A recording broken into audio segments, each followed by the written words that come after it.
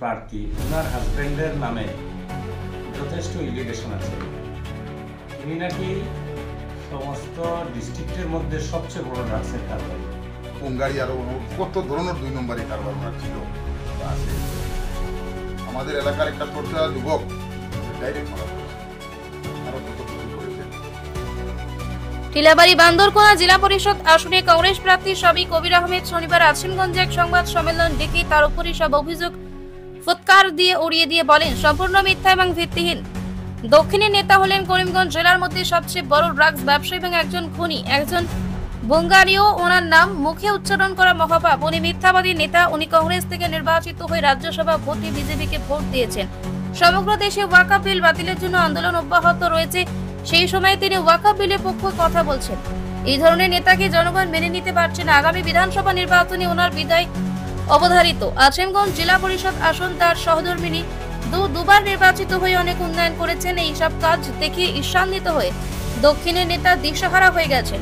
আবুল তাবুল না করে জনগণের উন্নয়নে এগিয়ে আসার আহ্বান জানান কবির আহমেদ। এলাকার জনগণ বিগত দিনে তার পাশে ছিলেন এবং আগামী দিনে তার পাশে থাকবেন। টিলাবাড়ি বান্দরকোনা জিপি জেলা পরিষদ আসনে তার সহধর্মিনী মমতা বেগমের জয় সুনিশ্চিত। মোল্লাগঞ্জ থেকে আব্দুল হামিদ লস্করের প্রতিবেদন।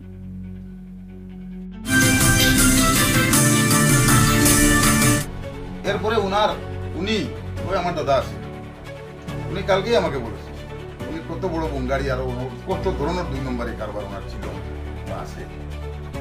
আমাদের এলাকার একটা চর্চা যুবক ডাইরেক্ট মারা পড়েছে, আরো কত কিছু করেছেন। ওনার কথা যদি আমি বলি শেষ করা যাবে না। একটাই কথা, মানে আমি I express in one word যে উনি একজন সমাজদ্রোহী মানুষ। উনি স্বচ্ছতার কথা বলছেন, স্বচ্ছ ভাবমূর্তির লোক। উনি যদি আসামের ভিতরে, করিমগঞ্জ জেলার ভিতরে, বরাকবিলির ভিতরে যদি কোনো অসৎ মানুষ, দুর্নীতিবাদ মানুষ, নিকৃষ্ট মনের মানুষ যদি কেউ যদি কোনো রাজনীতিতে পা রেখেছেন বা মানুষকে ভুল বুঝিয়ে দুর্গা দিয়ে উনি নেতামন্ত্রী হয়েছেন, উনি এই দক্ষিণের নেতা। আমি আবারও বলছি না, নাম বলছি না, কারণ ওনার নাম বললে ওনার নাম নাপাক হবে। কেন নাপাক হবে?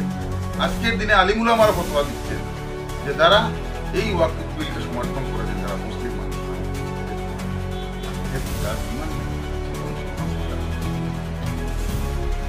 উনি বলেছেন আপনার যে সহধর্মিনী দুবার জেলা পরিষদ সদস্য হয়ে উন্নয়নে ব্যর্থ। জেলা পরিষদের কি ফান্ড আছে উনি জানেন। আমার জেলা পরিষদে, এই জেলা পরিষদ সমষ্টিতে আরো একজন ব্যক্তি, উনিও 2বার জেলা পরিষদ হয়েছে। এই করিমগঞ্জ জেলায় 20টা জেলা পরিষদ সমষ্টি ছিল। আমি আপনাদেরকে দলিল সহকারে আপনাকে দেখাতে পারবো যে চেয়ারম্যানের সমষ্টিতে যতটুকু আমার কারণ আমি জনসাধারণের টাকা। উনি ওনার বিগত দিনের ইতিহাস যদি আপনারা দেখেন, ওনার যদি MLA DSL যদি ফান্ডের দেখেন, একটা স্কিমে বারবার উনি টাকা আত্মসাৎ করেছেন। একটা কথা হলো যে মানুষ যে ধরনের, সে সমাজকে এই ধরনের টিকে। উনি যদি ভালো মানুষ হতেন, ভালো মন মানসিকার মানুষ হতেন, তাহলে উনি সমাজের মানুষকে একটু ভালোভাবে দেখতেন এবং ভালো মানুষকে দেখতে পারতেন। উনি একজন 2 নম্বরই লোক। এর জন্য উনি সমাজের যারাই একটু স্বচ্ছভাবে চলাফেরা করতে চেষ্টা করে, উনি ভাবেন ওরাই বিদেশি বাচ্চাগুলা তাড়াতাড়ি এক কথায় আমি বলি, উনি দেখেন এমন এক ব্যক্তি, আমি যা বলছি সত্য সরকার। উনি কংগ্রেস থেকে নির্বাচিত হয়ে রাজ্যসভায় গিয়ে বিজেপিকে ভোট দিয়ে জনসাধারণকে বানিয়েছেন। উনি বলছেন উনি গত নির্বাচনে একজন নর্থ ইস্টের মধ্যে সবচেয়ে যোগ্য প্রার্থী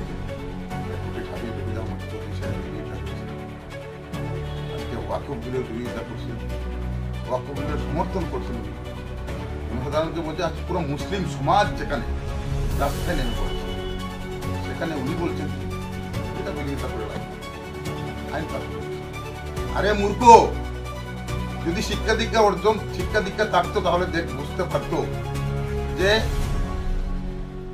মাত্র 2% মানুষের এই আন্দোলন করে সংগ্রাম করে যে কৃষক বিল যেটা হয়েছিল, সেই কৃষক বিল যেটা পাস করেছিল সেটা সরকার করতে হবে।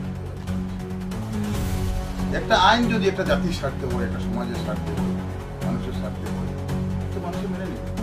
আজকে আমাদের ধর্মের উপর আঘাত হয়েছে, আমরা এটা মানছি না, কারণ এটা আমাদের